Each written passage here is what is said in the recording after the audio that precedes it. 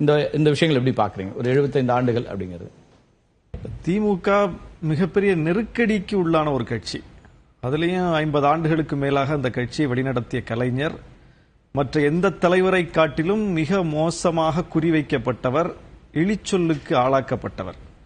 அவருடைய தலைமையில் அந்த கட்சி அதிகாரத்தை அடைவது என்பது மிகவும் சவாலானது. அது எம்ஜிஆருக்கு இல்லாத சவால், ஜெயலலிதா அம்மையாருக்கு இல்லாத சவால், மற்ற யாருக்கும் இல்லாத சவால் கலைஞருக்கு இருந்தது. எதனால அப்படி சொல்றீங்க? அதுதான், அது அவர் பின்பற்றிய கொள்கை, அதுல அவர் காட்டிய உறுதி. அவருக்கான எதிர்ப்பு கடுமையா இருந்தது. கடுமையான எதிர்ப்பு. அவருக்கு லாபி செய்யறதுக்கு ஆள் கிடையாது. அவர் இயங்காமல் ஒரு 4.5 வருஷம் வீட்டுல சும்மா உட்கார்ந்துக்கிட்டு கடைசியில் ஒரு 6 மாசம் மட்டும் ஃபீல்டுக்கு வந்திருந்தாருன்னா எப்படி இருந்திருக்கும் நினைச்சு பாருங்க. ஆனா அதை மிக சாதாரணமாக ஜெயலலிதா அம்மையாரால செய்ய முடியும். 6 மாசம் ஒர்க் பண்ணா போதும், ஆட்சியே கிடைச்சிடும். கலைஞர் அப்படி 6 மாசம் ஒர்க் பண்ணி என்னைக்காவது ஆட்சியை பிடிச்சிருக்காரா? அது சாத்தியமே கிடையாது. அப்ப எப்படி, யார் அப்போ இவங்களுக்கா யார் வேலை பார்த்தா, இவங்களுக்கா யார் லாபி பண்ணா? இவங்க குற்றமே செஞ்சாலும் அதை எளிதில் கடந்து போய் விடுவார்கள். அவர் குற்றமே செய்யலைன்னாலும், அவர் தண்டிக்கப்படவே இல்லைனாலும், கடைசி 6 மாசத்துல வந்தாலும் அவங்களுக்கு வாக்களித்து வெற்றி பெற வைக்கிறாங்க. கருத்துருவாக்கங்கிறது ரொம்ப முக்கியமானது. ஒப்பீனியன் கிரியேட் பண்றது ரொம்ப முக்கியமானது. ஆதரவாகவோ எதிர்ப்பாகவோ ஒன்றை கட்டமைப்பது இருக்குல்ல, அதற்கான வலிமை அது ரொம்ப முக்கியமானது. 25 ஆண்டுகள் தொடர்ந்து மோடியால குஜராத்தை ஆள முடிகிறது அப்படின்னா, அங்க மோடிக்கு எதிரான எதிர்ப்பு இயக்கம், அதற்கான கருத்துருவாக்கம் என்பது பலவீனமா இருக்குன்னு அர்த்தம். அதுதான் விஷயம் அதுல. ஆனா மோடிக்கு எதிரான இயக்கம் வலுவா இருக்கு, அது ரொம்ப அது கட்டமைக்கக்கூடிய சக்திகள் மிகப்பெரிய அளவுக்கு இருக்காங்கன்னா அங்கேயும் அது சாத்தியம் இல்ல.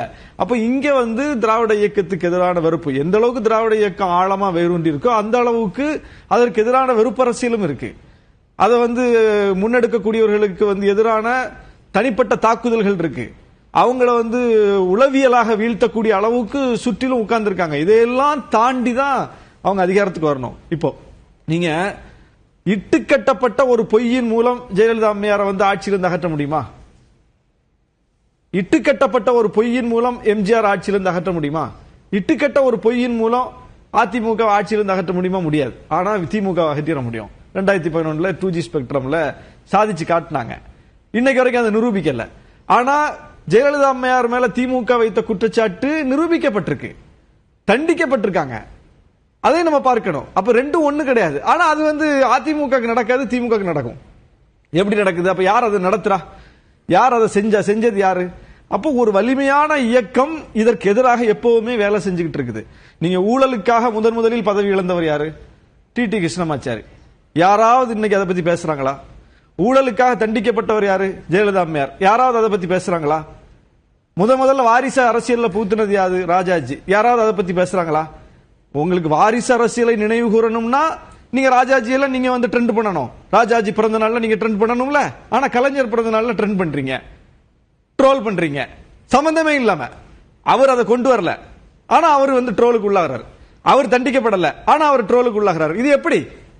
இறந்து போன பிறகும் ஒரு மனிதர் அவர் சம்பந்தப்படாத விஷயத்துக்காக குறிவைக்கப்படுறாரு பாருங்க. இதுதான் சம்பந்தப்பட்டவர்கள் மறக்கடிக்கப்பட்டு விட்டார்கள். நீங்க மாநில உரிமை விட்டு கொடுத்து விட்டார், கச்சத்தீவை தூக்கி கொடுத்துட்டார்னு அவர் ஃபைட் பண்ண ஒரு விஷயத்தை அவர் மேல சாட்டுறீங்க.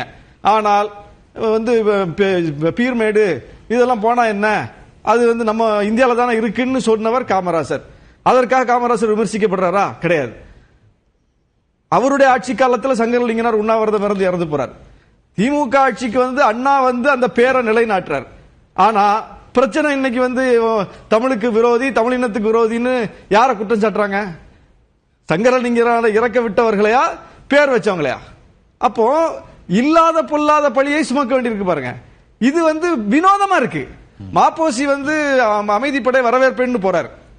இலங்கையில போய் தமிழ் மக்களை கொன்றொழித்து விட்டு வரக்கூடிய படையை வரவேற்க நான் போவேங்கிறார். கலைஞர் முதலமைச்சரா இருந்து புரோட்டோகால் அவர் போய் வரவேற்கணும். மாப்போசிக்கு புரோட்டோகால் கிடையாது. ஆனா தமிழின தலைவரா மாப்போசி போற்றப்படுகிறார், கலைஞர் தமிழின விரோதியா தூற்றப்படுறார். எப்படி? வரலாற்றில் எவ்வளவு பெரிய வினோதங்கள் நடக்குது பாருங்க. இது எப்படி கட்டமைக்கப்படுது? இந்த கட்டமைக்கு பின்னால் இருக்கிற அரசியல் என்ன? இதுதான் நம்ம கேள்வி. நீங்க உண்மையிலே திமுக குற்றம் செய்திருந்தால் அந்த குற்றத்தை கேள்வி கேட்கறதுக்கு நமக்கு ரைட்ஸ் இருக்கு. கேள்வி கேட்கணும், எல்லாருமே யாராக இருந்தாலும் கேட்கணும். திமுக பாஜக உறவு கேள்விக்குள்ளாக்கப்பட்ட உறவு. எப்படி இப்படி செஞ்சீங்கன்னு கேட்கலாம், முரண்படலாம், விமர்சிக்கலாம். ஆனால் நீங்க வரலாற்றுல இன்னொருத்தர் அதை செஞ்சிருக்காரு, அந்த குற்றத்தை நம்ம அதை மறைச்சுக்கிட்டு கழிச்சுக்கிட்டு அந்த தலைவர்களை போற்றுகிறோம். அந்த குற்றத்துக்கு தொடர்பில்லாதவரை தூற்றுறோம். இதுதான் திமுக எதிர்கொள்ளக்கூடிய மிகப்பெரிய சவால். வாரிசு அரசியல் அல்லது இருந்து கொண்டிருக்கக்கூடிய சிக்கல்கள்னு சில விஷயங்களை நீங்க பட்டியலிட்டு அதை கடந்து அவங்க நின்றுருக்காங்க அப்படிங்கிற சொல்றீங்க. சூர்யா என்ன சொல்றாருன்னா, அவங்க தலைவர்கள் அல்லது அவர்கள் ஏற்றுக்கொண்ட கொள்கையில அவங்க அப்படியே நீடிக்கிறாங்களா அப்படிங்கிற கேள்வியை ஒரு அது நீங்க அட்மாஸ்பியர், பொலிட்டிக்கல் அட்மாஸ்பியரோட பொருத்தி தான் பார்க்கணும் எந்த ஒரு விஷயத்துமே. எதுவுமே தொடங்கின புள்ளியில அப்படியே நிக்காது. இன்னைக்கு எல்லா கட்சியில என்ன நிலைமை அதை பாருங்க. எல்லா கட்சியோடையும் திமுகவை பொருத்தி பாருங்க. சர்வைவல்ங்கிறது எல்லா கட்சிக்கும் ஒண்ணுதானே. அப்ப அந்த அரசியலோட சமகால அரசியல் தான் நீங்க பொருத்தணும். நீங்க இந்த கேள்வியை சூர்யா கேட்டது நியாயமான கேள்வி, நான் வரவேற்கிறேன். வாரிசு அரசியல் சரியா? வாரிசு அரசியல் ஜனநாயகத்துக்கு எதிரானதுதான். வாரிசு அரசியல் கூடாது. கிரவுண்ட்ல இருந்தா லீடர்ஸ் வரணும், மக்கள்கிட்ட இருந்தா வரணும், மக்கள் தேர்ந்தெடுத்து கொண்டு வரணும், எல்லாருக்கும் வாய்ப்பு வழங்கப்படணும். சரியான கருத்து. ஆனால் நீங்க கேள்வியை திமுக நோக்கி மட்டும் தான் வைக்கிறீங்க. நீங்க எப்படி ஸ்டாலின் வந்தார், எப்படி உதயநிதி வந்தார் மட்டும் தான் கேட்கறீங்க. அதே எப்படி பிரேமலதா வந்தார், எப்படி அவருடைய மகன் விஜய் பிரபாகரன் வந்தார் நீங்க கேட்கல. எப்படி அன்புமணி வந்தார், அப்ப இப்ப தேர்தல் வரைக்கும் அவங்க குடும்பம், பிள்ளைங்க, மனைவி எல்லாரும் போய் நிக்கிறாங்களா, அது எப்படி நீங்க கேட்கல. ஒரு குடும்பத்தின் கட்டுப்பாட்டுக்குள்ள ஒரு கட்சியே போகுதா, ஏன் நீங்க கேட்கல. நீங்க கேட்டீங்கன்னா நியாயம், கேளுங்க, எங்கேயும் கேட்கலாம். ஆனா நீங்க கேட்க மாட்டீங்க.